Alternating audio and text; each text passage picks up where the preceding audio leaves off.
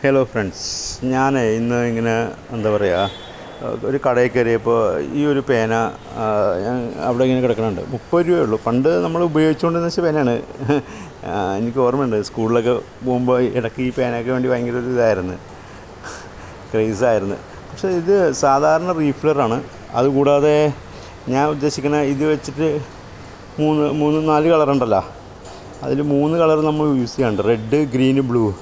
അത് വെച്ചിട്ട് നമുക്ക് ഒരു നല്ല 3-4 ഫേസ് ഒന്ന് വരച്ചെടുക്കാൻ പറ്റുമോ നോക്കാം. ഞാനതാണ് ഉദ്ദേശിക്കുന്നത്. പിന്നെ നമുക്ക് നോക്കാം കേട്ടോ.